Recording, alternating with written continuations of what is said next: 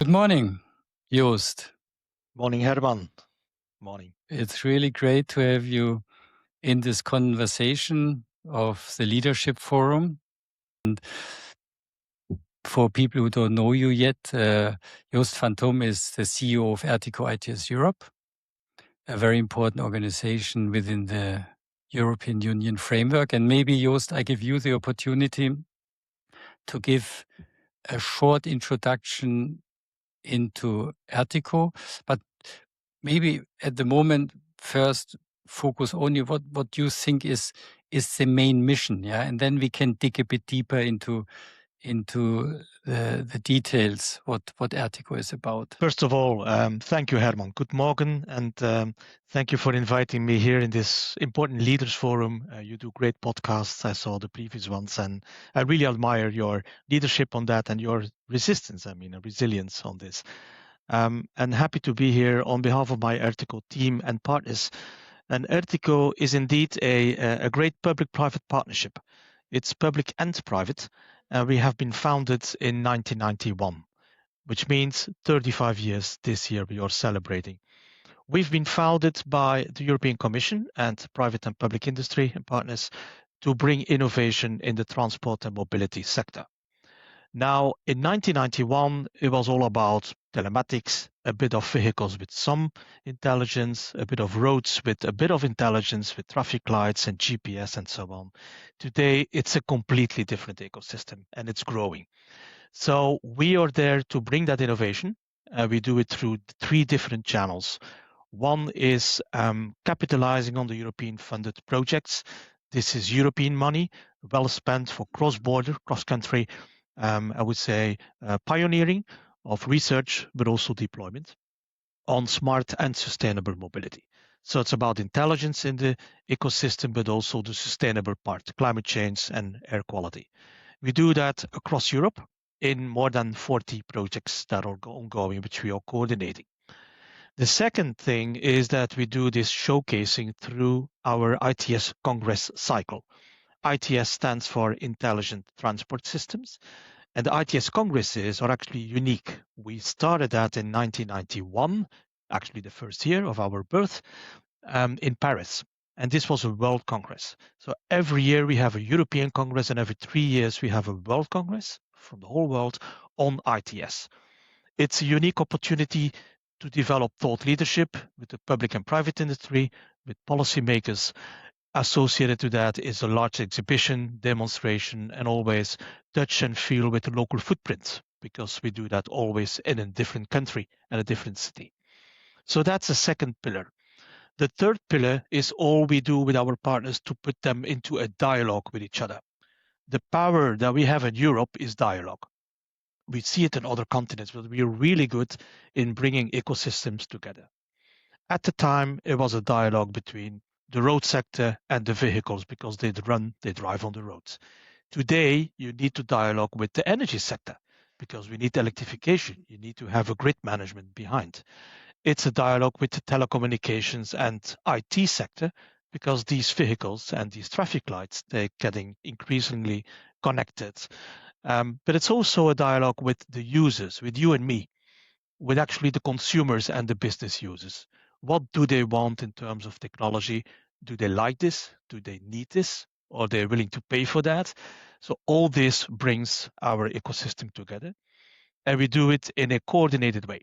We put sectors together, the 8 different sectors we have, and we discuss common topics. It's not a talk shop. It is really about how to deploy these connected and automated systems in Europe.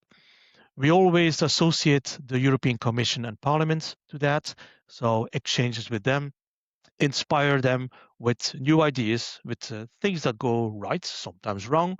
So we give them a good inspiration, I would say, and food for thought. So all in all, it's a neutral platform. And for us, it's not only about research and deployment, it's definitely also about having a seat at the table. And that is what we do in all different fora, being it European, be it international. So that's in a nutshell, ERTICO, what we are there for and what we try to do. Please. And Joost, you spoke about evolution of ERTICO over Yes. time, yeah, from 1991 until today. How do you see the future of ERTICO and the partnership and the overall network? What do you see on the horizon, or what are your targets? Well, what we see for the future, first we take stock of what we have today and the European continent and our competitiveness. We see that we lack a bit of cohesion building across the countries for deployment of ITS. Like in other industries, there were a lot of silos, good things that were being developed by SMEs, startups, scale-ups, but also big companies.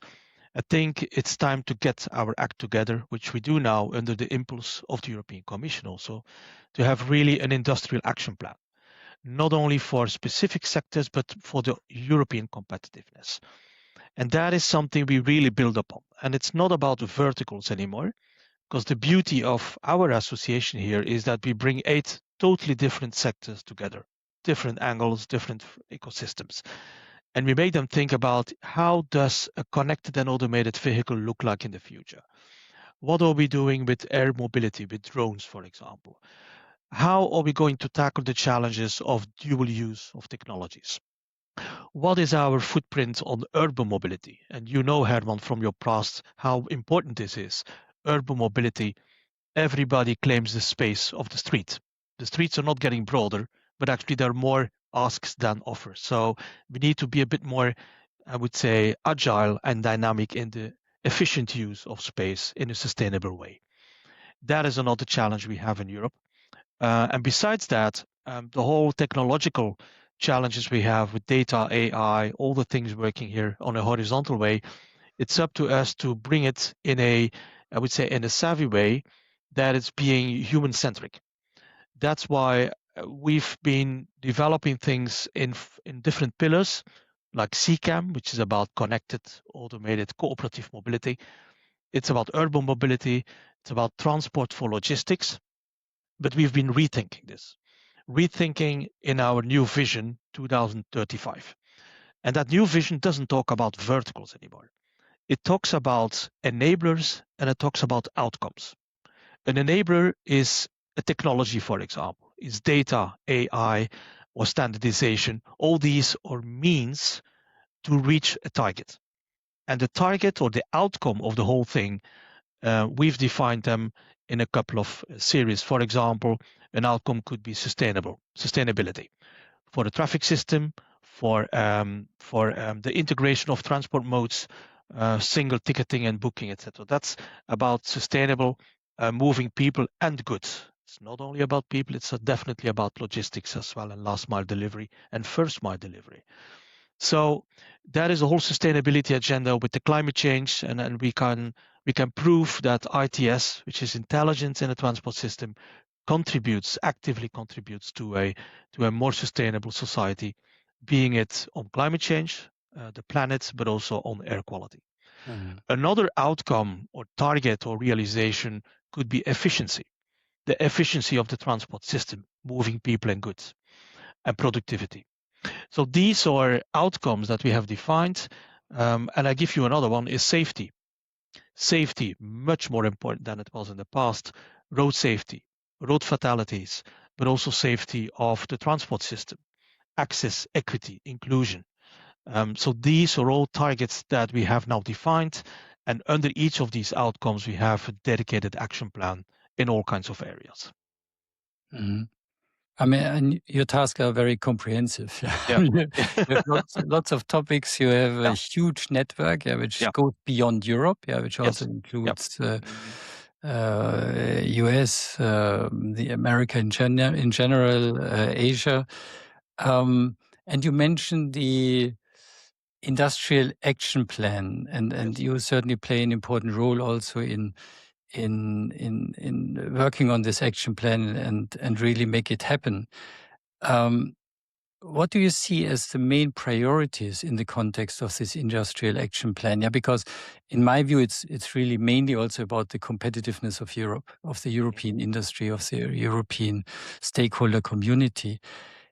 Is there something which maybe you find so important that maybe it even disturbs your sleep? I mean, are there some priorities, some worries maybe you also have where you say, here we really have to do something in Europe to stay competitive and become even more competitive?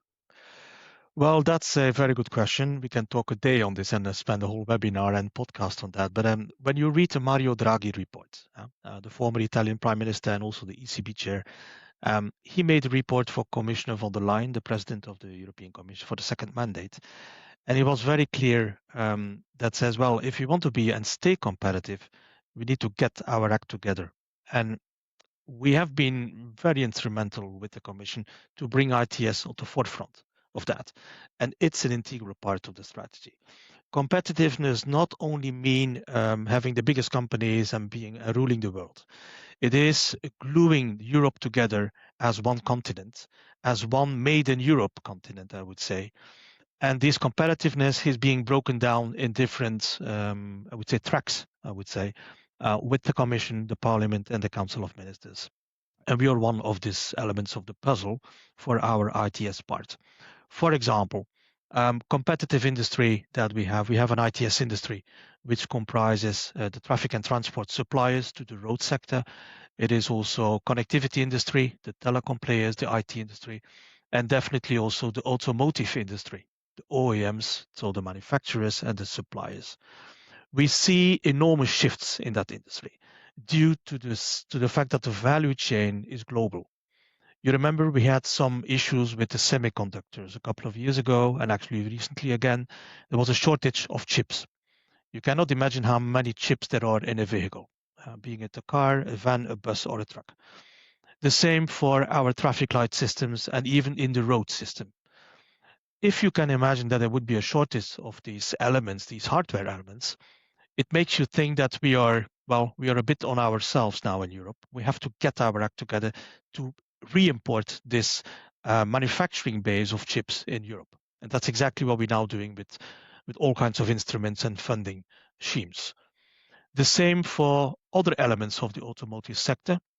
It's not only about producing a car, and a car used to be a bit of hardware and a bit of software and GPS and so on. Today, it's all about software-defined vehicles running with data and AI systems.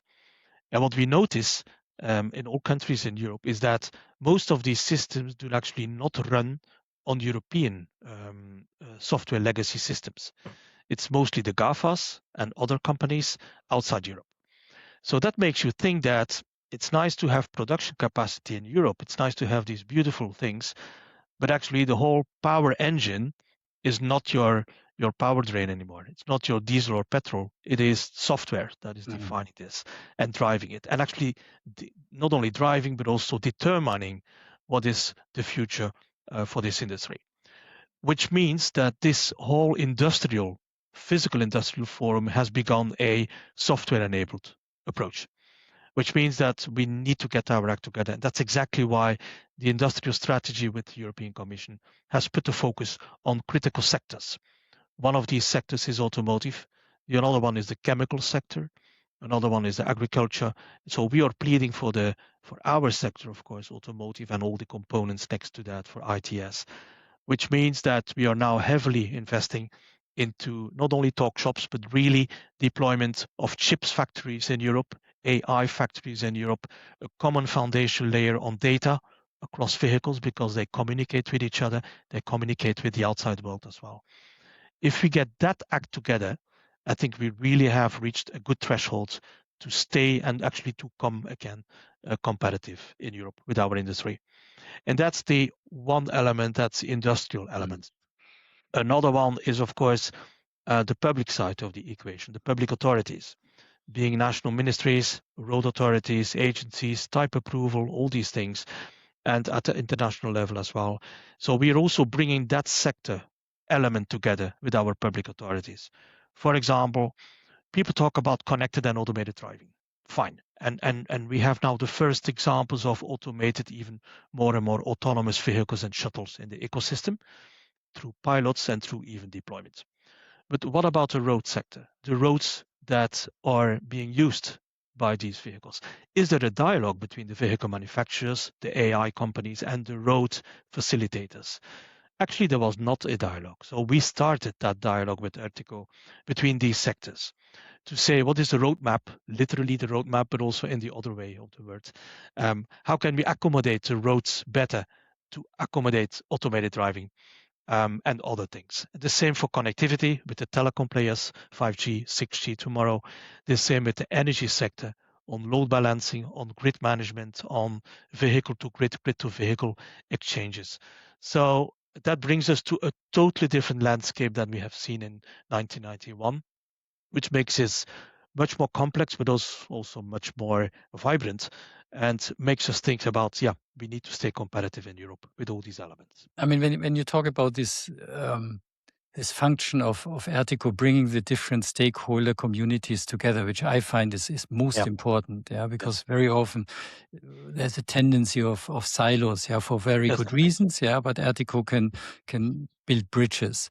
How does this work? Is it that you bring the stakeholders together on one table and you have workshops, or is it that you have innovation deployment platforms, or how can I imagine that you create this dialogue and so that the stakeholders can move topics together forward? Well, I've been here since 2022, and before that I was member of the board. But as CEO, I first capitalized on the acquis communautaire, as we say. What do we have here in common? What we have in common is the public and private elements within ERTICO. We have 8 different sectors, going from the research institutions and agencies up to the real industry. In the middle of that, we have users, we have governmental authorities, public authorities, and other industry players. So we've been checking with them what is really the key asset. How can we make 1 + 1 is 3 and not 2? And how can we make these competitive elements, because most of them are competitors, how can we produce something that is valuable for everybody without going into competition law problems? So we've been first going through a cycle of European funded projects to bring them together. This can be about urban mobility projects, about sustainable urban mobility plans, about connected automated driving, about platooning in the past, and et cetera, et cetera. So that's the real EU-funded projects with a lot of European money that is being spent to bring these actors together to realize something very tangibly. The second thing is that we organize cross-sector dialogues. And it's not a talk shop. We bring these sectors together, sometimes 2 of them together, to discuss some key features that they were never able to discuss before. Because public authorities are in their ecosystem, mostly governmental-led or intergovernmental or European-led. Private industry has industry associations, but they are vertical. There's the vehicle association, there is the users, there is the roads, everybody has an association, but they talk about their own thing in their own club. We bring these things together. So for example, we are setting up a dialogue with CEDAR. It is the Association of the European Road Directors, so the agencies of the roads managers. We bring them together with the traffic and transport industry players, so those who provide traffic lights, systems, intelligence in the traffic system, and also software. And also we bring them together with the automotive players. And it's really interesting what comes out of the dialogue. The first thing they say to me is that they don't have another way to discuss these things together. There's no other forum for that. So that makes us already unique. But the second thing is that we come out with some ideally joint ideas, joint memoranda, and we invite then always a high-level person of the Commission or the Parliament with a policy mindset. So, and we bring that tangible way forward to them, and usually they take it on board. So it can also result in cross-sector organizations that we going to invite them to our congresses and events, and the other way around, we are being invited at the congresses and events of the other sectors. That is what I wanted to do, to literally bridge the gap between the vertical silos we have in Europe across all these associations and companies and public authorities, and being invited, having a seat at the table of their events, their congresses, and their working groups, and the other way around. So a good example was in our recent ITS Congress in Istanbul, in Turkey. That was in April this year in 2026. We started co-created sessions. Co-created session meaning that it's ERTICO having the lead on a certain topic, but we invite another association from another area to work with us on that specific topic. For example, urban mobility. We did that with Polis, with Eurocities. Another one was with CEDAR. Another one was with, the Passengers Federation. What do the passengers think about this multimodality thing? Or the telecom players, GSMA or 6GIA, etc. So all these verticals, we bring them together and we put our members on the forefront, my partners on the forefront for that. So to get tangible outcome of that, not only through projects, but a dialogue and concrete, having a seat at the table. Mm-hmm. I think there are very few people who have such a good insight into what is happening concerning intelligent transport systems in Europe, in Asia, in the US, like you. Yeah, I think you're in this respect certainly one of the leading persons even worldwide. So therefore I dare to ask this question. If you can compare the different regions, in the context of how they move ITS forward, where they are in the context of the ITS deployment, where you see them maybe in 5 to 10 years, how would you compare Europe to maybe, let's take the US and China? Are we far behind? Are we on a similar level? Is the approach different? Can we learn something from China and the US? Can they learn something from us? What is your view on this topic? Well, I must say that we have a weekly dialogue with my colleagues of ITS America and ITS Asia Pacific, specifically on that point. What I learn also from our presence in their congresses at their continent is that I think we should be proud in Europe that we have a federated approach. We are one bloc, we are one continent, EU 27 plus associated countries here in Europe. And we have one overriding ITS ecosystem, which is the ITS directive. It's European legislation for the 10T corridors, as we say here, the bigger roads. And that keeps us united. So there is a European governance of ITS at the highest level, broken down in each of the countries or member states, as we say here. To be honest, I didn't see that in the US and not in Asia Pacific neither. So when I go to the US and discuss with our colleagues of ITS America, but also with the US DOT and the national DOT, so the Department of Transportation, there is only a few things that are being handled at the federal level in the US on ITS. Most of the things are being done at the national, at the states level, which is 50 states in the US. Of course, you cannot compare the magnitude of a state there with some countries here, but we see that there is so much variety between states like Ohio or California or Washington DC and Washington or the other side of the land there. There's so much, I would say, fragmentation, and there's only a few things that are being set at the federal level by the US DOT.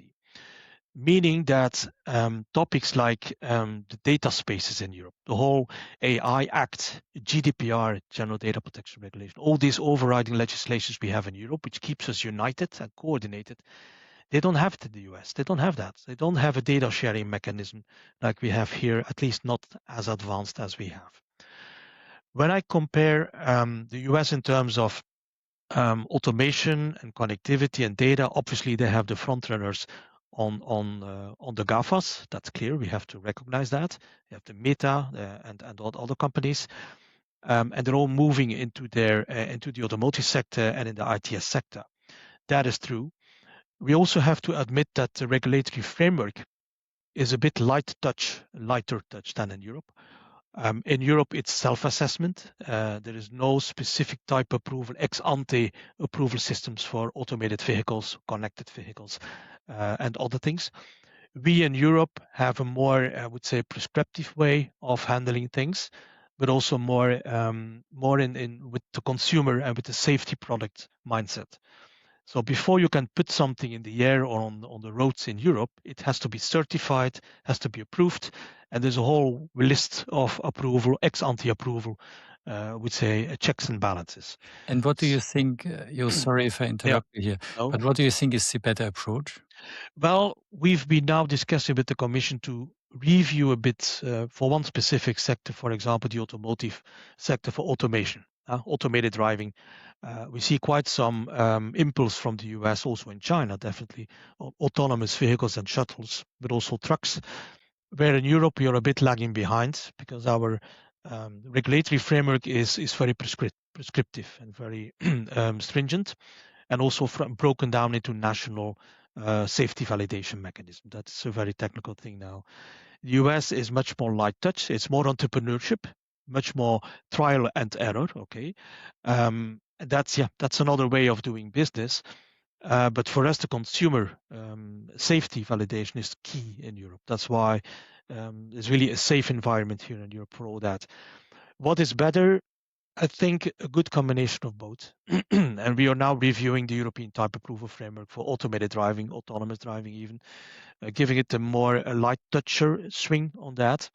And in the US, actually, I see a drive to look more to Europe on things we have developed, such as the GDPR, the AI Act as well, on artificial intelligence with safety validation, with human centricity approach. So we are eating a bit from each other's cake now to see what tastes the best. So that is something that the European Commission is doing with our impulse. They call it an omnibus approach, which means they put the whole legislative framework again in one bus and they make it lighter in an omnibus. And they tune and tweak things that were maybe too prescriptive in the past, because competitiveness means also speed and speed of action. That's about the US versus EU. When you compare it with Asia Pacific, well, first, there is no, I would say, overriding Asia Pacific coordination mechanism. There is no European Union of the 27 countries, or in the United States, Washington, D.C., having some oversight on the 50 states. In Asia Pacific, it goes from New Zealand downstairs up to Korea and higher up Japan, to Russia. So it's really a long stretch of countries with different inroads and different mentalities, different backgrounds. The most, I would say, the most pressing technological savvy awareness and movement is in China. I have the luxury of being at least once a year in China, and every year I go there for 10 years now. My eyes go open, wide open.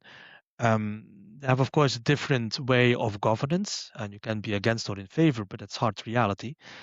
But they deliver on the promise of connected, of automated, of technology on that one. How they did it and how they do it is another question, but it's about the result is there. In Europe, we do it differently, but we see that we can borrow good elements from the Chinese, some of the technologies there.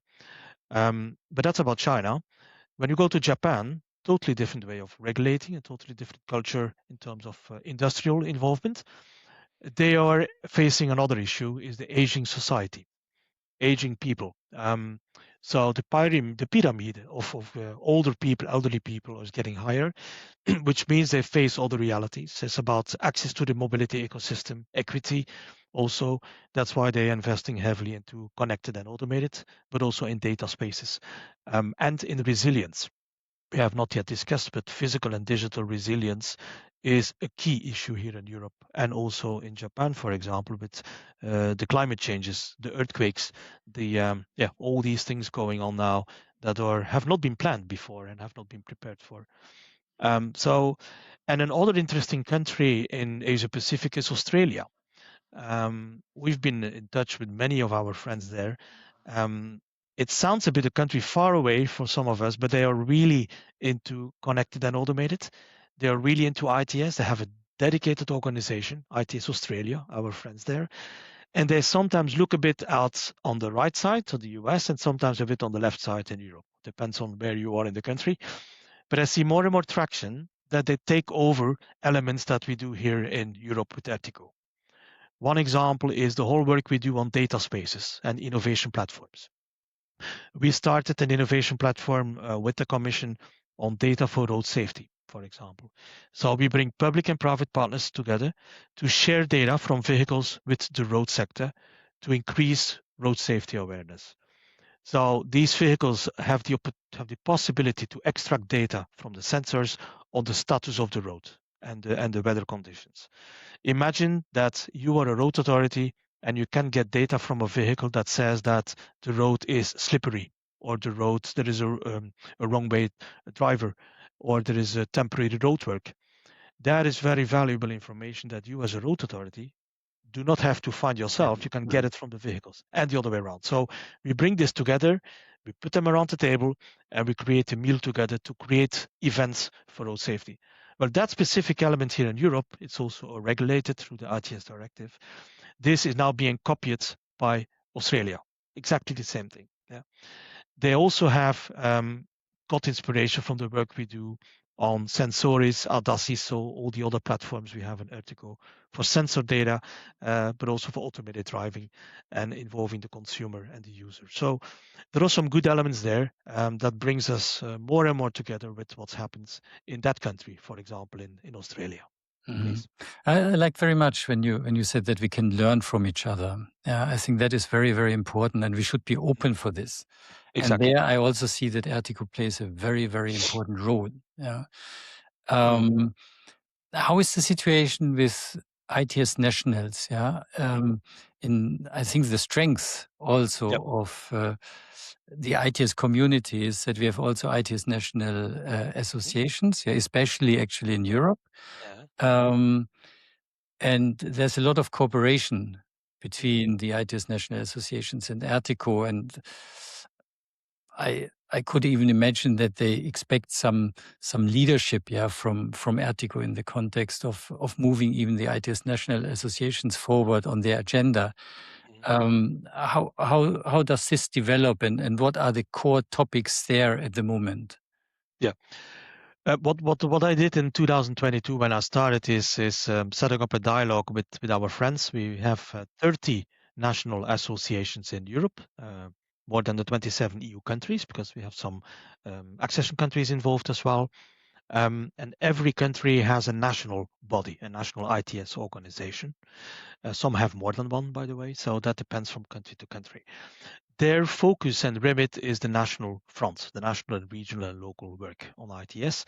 They put together public and private, and some of them are more into academic things, academic education, certification. Some others are more in deployment.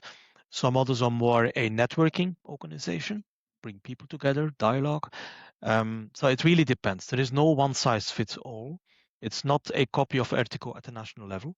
It really depends from country to country. So what I did is starting an in-depth dialogue with each of them, all the 30 people there, creating a coordination committee with them that we have at least a seat on the same table, at the same table. Yeah.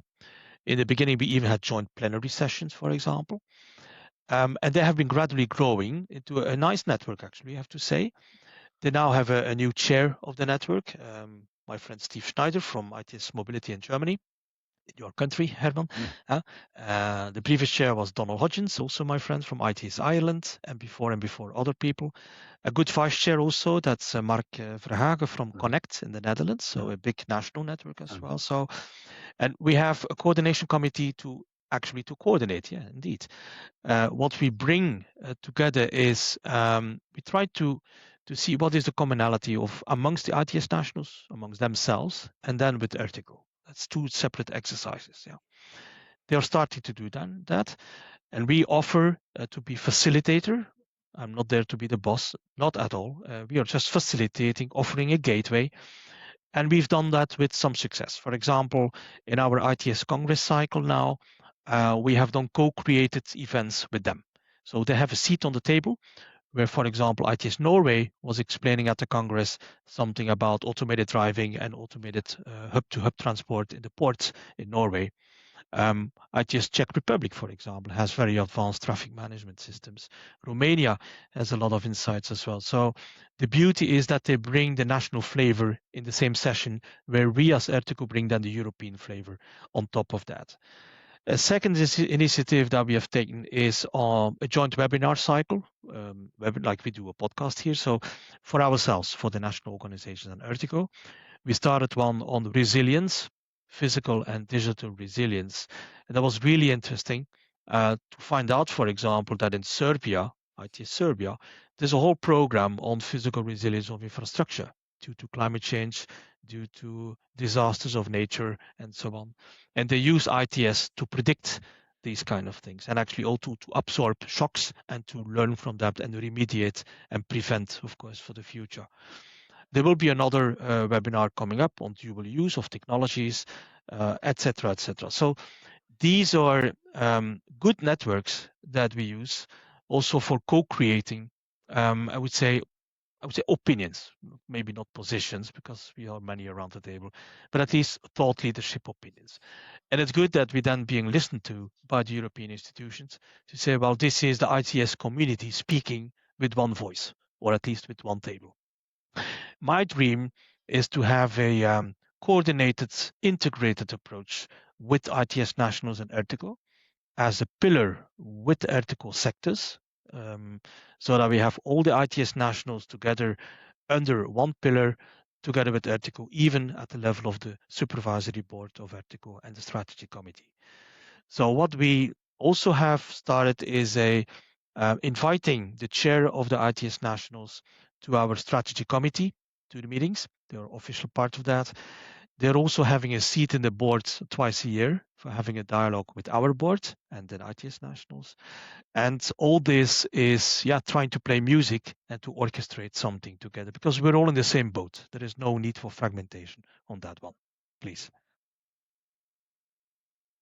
I think you explained already very, very well all the activities and also, I think, some successes concerning the ERTICO partnership and the overall stakeholder community.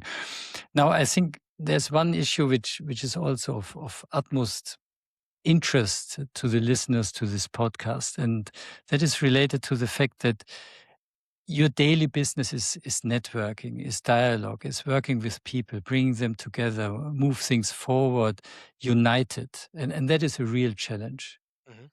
And that is a challenge which is also more and more important for people in leadership positions in the industry, in politics, and in other functions. So I would like to ask you the question, what do you think is important for a leader to be successful in the context of networking, in the context of keeping this dialogue and cooperation going, and also in the context of leading a team, because you also have the task to lead your team, and to keep the team motivated. Could you give us some insight on what you think are the most important principles to be successful in this respect? Yep. Well, my key principle on that, because we have a large team here and also a large membership base, and a lot of, I would say, it's a big puzzle that you have to know. The first thing is doing the diagnostic right.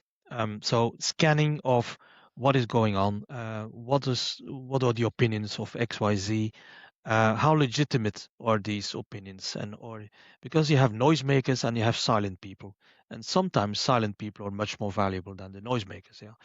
So you need to know how is your ecosystem built, who says what, and who has what kind of reason to say something, who is being listened to. The second thing is listening, not telling, but listening. So like what you're doing now, I'm telling here and you're listening. So what do you hear? What is going on? And then you plot this in a kind of diagram to say, well, what is now our uniqueness to bring them together? What makes them even more performant? So 1 + 1 is 3 for them. It's not about ERTICO. It's not about my team and me. It's about them. How can you make your membership stronger? So listening skills is important. Being modest is important, not being bossy. And then also understanding the reasoning behind why they claim something. And it can be conflicting with what sort others are claiming, but at least you understand. So your role is not a leader of a company. I'm not there to make profit. I'm not there to be on the stock exchange, for example. No, nobody asked me to do that. I should be listening. I should be facilitating, but also connecting the dots, as I said in the beginning when I started. This is about connecting the different dots of the ecosystem. And at a certain date, you have to take decisions. You have to push things in some direction, getting people out of their comfort zone. which is also something interesting. Comfort zone, not being challenged by things. And we're all being challenged by the European competitiveness agenda and some others making a lot of noise outside Europe. But how can we make it even more worthwhile together? So it's not about managing hierarchies and it's about making sure that everybody is heard and everybody feels itself legitimate having a seat at the table, as I mentioned before. I know it's easy to say, but that's actually the role. My role is to connect people and to connect systems together. And to put it in a nutshell, how would you like to be perceived as a person, as a leader? You cannot say how people perceive you, but how would you like to be perceived? I would like to be perceived as the trusted, empowered person, CEO, that glues together this ecosystem with a result, with an impact, because my focus is on impact. I'm not a talk shop. Huh? I really want to bring tangible results to the ecosystem. So that means that I need to have the skills of listening, being the trustworthy partner and the trustworthy interface, and also, if needed, the mediator and the orchestrator of various opinions and ideas. So, yeah, that's how I see it. And I think you have a lot of knowledge also as CEO of ERTICO in the context of understanding cultural differences. Yes. Mm-hmm. How does the leadership approach in Europe, or how we work with each other, how we talk to each other, how does this change? How does this vary globally? I mean, how is it in Asia? How is it in the US? Yep. What are the cultural differences? Okay, that's a day on itself. We can talk about this, but that's really interesting. Throughout my career, I've always been working in various countries, areas, and different people. Um, I have the luxury to have a team of around 60 people from all kinds of skills and competences. And I'm talking about my team now. We have PhDs, very savvy people, and we have assistants, and we have communications people, advocacy people, people dealing with content, with projects, project managers, and it's multi-generational.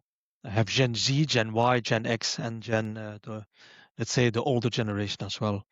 Um, and we have at least 11 languages in the team because my team is across Europe.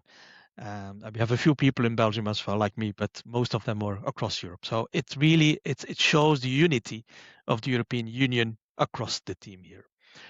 So it's a good, I would say, test bed also for you to know how to interact with somebody. If you have an interaction with people from the Nordics versus the southern of Europe, it's a different ecosystem. It's a different way of, I would say, pronouncing things, capturing elements, and replying to this. And nobody is right or wrong. It's just different. And that makes our Europe really unique and beauty also, especially with the language flavors and the cultural differences. When I see what is happening in the US and Asia Pacific, and I know I'm now probably too general, but US is an entrepreneur country. Yeah, people speak up. People are probably a bit more outspoken. Some of them very outspoken, with a very industrial mindset. Also, maybe a profit margin mindset. Also, more than in Europe. Yeah, and what I see in Europe, we are very good in dialogue, in compromising, and before the text gets adopted, for example, at the legal side, at the parliament, well, it's not the result of a one-day fly. It's really the result of a cocktail of compromises left and right and so on. I see that less in the US, for example. You only have two parties there also in terms of political system. And it's sometimes more black and white in some areas. Yeah. Then in Asia Pacific, of course, you cannot compare all these countries because they're all different. They're all different. But I see some good cohesion with Japan, for example. They're also part of this Horizon Europe framework program that we have here on the funding. And Australia, the same. They're also part now since a month. So we share a lot of common values. And when you share the same values, for example, our democratic values in Europe, you're at least on the same foundation layer. Yeah. When it comes to decision-making processes, as I mentioned, in Europe, it's quite consensual, it's compromising. In some countries in Asia Pacific, for example, in Japan, it's more based on hierarchical decision-making processes. Yeah. Mm. And that's different. That's okay. The beauty of all these systems is that you know it in advance. You see what you get, and you have to know when you address something to these ecosystems. Yeah, and the other way around. Yeah. Um, but that makes us really unique. And I said it before: the power of Europe and really the DNA of Europe is dialogue, is consensus building. It takes time, I know, but when the baby is born, it's probably a nicer baby. So it's co-created, as I say, and that's why I really love what we do here in Europe. No, I agree with you. I love it too. Yeah, I Yeah, love it too. And I think that for Europe, that's also so important, this diversity. Yeah, because exactly, we exactly. already have a situation where we live with each other, we work with each other in a very diverse context. Yeah, and that learning we bring also then to the dialogues and to the cooperation with other regions in the world. Yeah, and that Yeah, is one yeah, that's a uniqueness for Europe and an incredible strength, providing us with an opportunity to cooperate in a very good and effective way with other regions in the world. Yeah, that's yeah. at I least give my you opinion. Yeah. give you one example of what we did in Europe. We're all talking about ITS amongst ourselves here, and we are actually not considering that we are living in a bubble. We are living in a bubble of geeks, of technicians, of technological people. But did we ever ask the consumer what he or she thinks about this? Does the consumer need all these technical savvy things? And I think they need, but we need a better demystification and explanation and pedagogical way of doing it. And that's exactly what we will do now. Um, I'm not sure that everybody is waiting for the fully autonomous vehicle to be driven from his home to his work or other place. I believe that an individual, a consumer, needs to have a more efficient and productive transport ecosystem. It can be a vehicle, it can be a bike, it can be a train, tram, bus, it can be even a drone tomorrow. It's our job to bring this technology into the most acceptable way, accessible way, and lowest common denominator, so easy to access. Technology should not be a burden, it should be a facilitator and not a goal.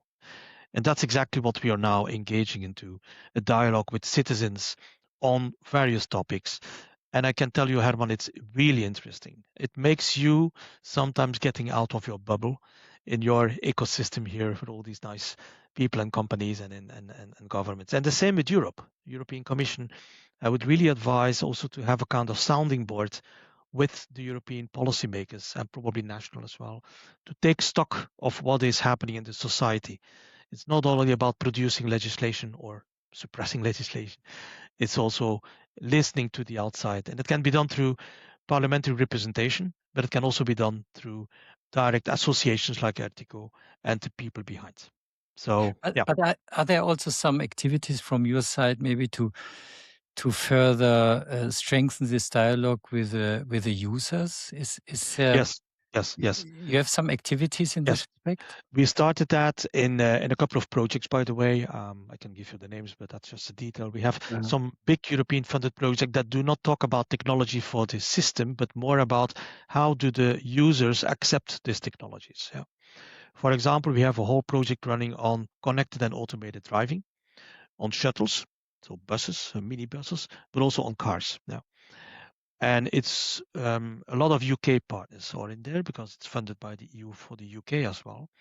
And we are now testing the human acceptance and the human behavior when they go along with automated shuttles or automated delivery of food at your home, for example, or on the pavement.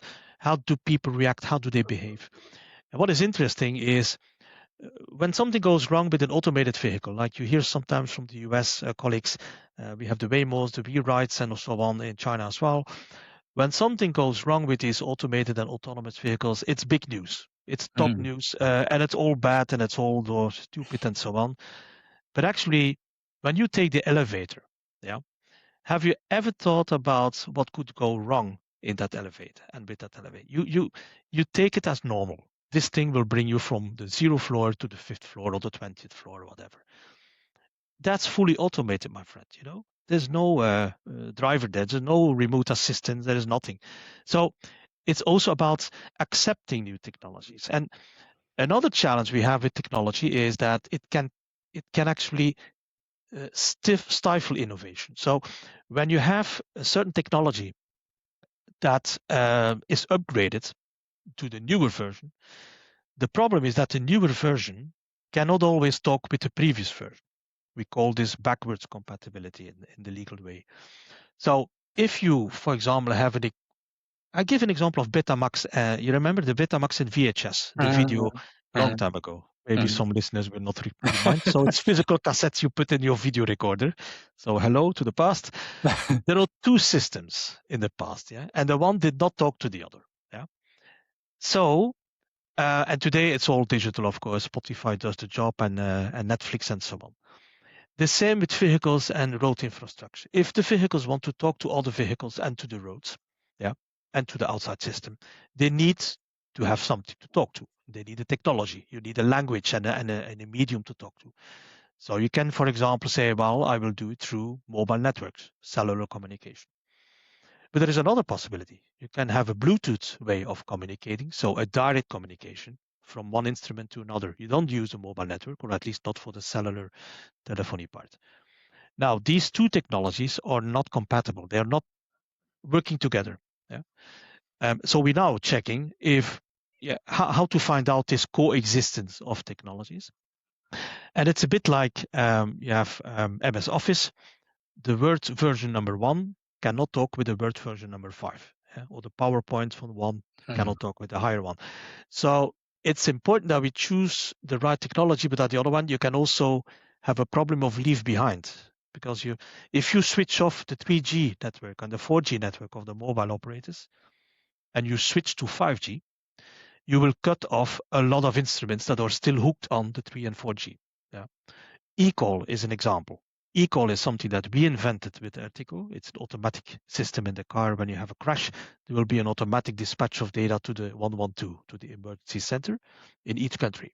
Now that system works with older technology, yeah, and it's regulated. But the new technology does not talk with the older technology, meaning when you start a new technology, you will hijack actually the whole installed base that runs with the previous one. So we have to be clever in our governance on ITS. What kind of system do we want to impose, mandate, or legislate, and what do we want to leave to the market? And how can we be sure that there is no one left behind? And that's really a challenge in this one. Yeah. And we have it in all sectors. Yeah. And concerning the future of autonomous driving, do you see that there's a very strong role of infrastructure? Or do you think that most of what needs to be done in the context of achieving autonomous driving will be vehicle-centric? We see two schools. The most predominant is that it will be vehicle-centric, meaning sensor cameras, lidars on the vehicle itself, and these instruments will interpret the outside environment. Yeah, if they see a road blockage, well, the camera will see it, the lidar will interpret, and the sensor will actually feel it, and probably the AI, based on the data, the AI will actionate or deactivate some of the functions. The other school says, no, we want to have connectivity with the road sector. We want to be informed in advance through a digital twin communication on what's happening on the road. For example, if you're at the corner of a road, you cannot see behind the corner. You cannot see the building behind, the road behind, because physically there is an obstacle. Yeah. So it would be interesting if the system of the car or truck, van, bus, or bike even, if they know in advance that there will be a blockage at the other side of the road that you don't see, or the thing you want to turn into left or right. So that advanced communication would make you more intelligent. You would probably not drive to the left or the right because there is a blockage. And if you don't know that, you will only see it when you're there in front of the blockage. It's an easy example, and you can multiply this now with many others. And that is something which is happening in other industries. The airline industry is much beyond on this. Flying pilots, autopilots, literally autopilots, flying. You see it also with instruments like gardening, robot lawn mowers. All these things. And that Internet of Things environment is really coming to our business, which means it's not only about hardware anymore and about physical, it's really the digital component now. But what you describe would mean that actually to enable autonomous driving, that will be vehicle-centric, yeah, what is really necessary. Yeah. But Yep. then when you want to have maybe additional services, or you want to have more comfortable services, etc., or you want to also provide information, necessary information to the traffic management, then you need to involve also the infrastructure. Yeah? So, because for me, the question is always, is this a roadblock if you don't have the infrastructure? Yeah? And my understanding now of what you are saying is, no, it's not a roadblock. Yeah, you can implement it without the infrastructure. Yeah, but you have more and better services with the infrastructure. It is indeed true. There is also what we see in the dialogue, cross-sector dialogue we have with the different sectors involved. I'm not sure that the road sector will equip their roads in the way that the vehicles want to be seen. No, it's all the other way around. Probably the road sector will say, "This is my road, and I put it at the disposal of everybody wanting to use it. If it's a connected and automated car, or it's a dumb car, totally not connected at all." So, and what I see is that some OEMs, suppliers as well, are using connectivity with the digital twins of the cities and motorways, for example. They use it for comfort-related services. Yeah, and this can be done indeed in sync with fully autonomous driving. You will see it. We see it now today with the robot taxis starting in London, starting also in Leuven, starting in some other cities in Germany, for example, as well. We see it with the hub-to-hub transport for trucks on the harbors in Hamburg, in Norway as well, in Gothenburg in Sweden, in Spain, Italy. But you will also see it in the shuttle business. Shuttles as part of the public transport system. And that's an interesting evolution, which brings us to another podcast, I think. But the traditional PTO environment, public transport organizers or operators, they used to be doing collective transport with buses, trams, and so on. Today, they will use more and more autonomous instruments to do that. So a shuttle is a small bus, I would say, will be integrated in the normal bus system. And that shuttle will be autonomous, fully autonomous. And we have the first trials going on also in your country, Herman. So, and you have to educate people, of course. Can you imagine you step in an automated shuttle with no driver? There may be a safety driver in the beginning, but he will be out as well, he or she in the future. Totally autonomous. Can you consider if you take the metro or an airline, it's all automated. You're not realizing the whole thing is automated. So this is new reality. And this is dialogue that is needed before. And when you say concerning autonomous shuttles in Germany, I mean, there was now, as you know, a very big announcement also in the context of Moja and Hamburg. Yes, I know. Yes. That they now also offer it to the public. Yeah, and I think that's a really very, very big step and very good news. And I think Volkswagen, is it a partner of ERTICO? It is associated. We have a lot of projects together. But we have Hamburg as a good member in the ministry. Very good. They're all good friends. And the ITS community there, ITS mobility. We're really working well together. And also, it's not only about vehicles and roads. It's definitely about traffic and transport suppliers, AI, telecoms, IT, and also the segment of drones. We've started a new platform on drones, air mobility, for logistics delivery, but also inspection of tunnels and buildings, and actually also moving people in the future through air mobility. So it's a new thing. We started in Dubai in our ITS World Congress 2 years ago in Dubai. And they have it active now in Dubai, these drones really bringing people from point A to point B. It's a bit science fiction maybe, but it's reality. So No, but I like it. I like it. I love it. Yeah. I guess we have to come to an end. Yeah, Yeah. unfortunately, yeah, because you already informed us about so many things, about Mm. so many activities of ERTICO and the overall stakeholder community driving ITS forward, actually worldwide. Yeah, I'm very, Yeah. very impressed. Yeah. And for me, the best conversation you can have in your life is where you go into the conversation as a different person than after the conversation. Yeah, that you really learn something and you have a bit of a different view of the world. Yeah, and Okay. I come out of this conversation being more optimistic Yep. Indeed. concerning our Yep. future Yep. worldwide, but especially also in Europe with respect to Exactly. moving forward on intelligent transport systems, yeah, to make life for people safer, more efficient, more comfortable, and more enjoyable. And I see that you as ERTICO have a very important role to play on this, yeah. And if I'm allowed to say this, I think you you take a very important part on it, yeah. So that I say from a personal point of view, and I'm really grateful that you do this, and I'm very grateful that we had this conversation. Thank you very much, Joost.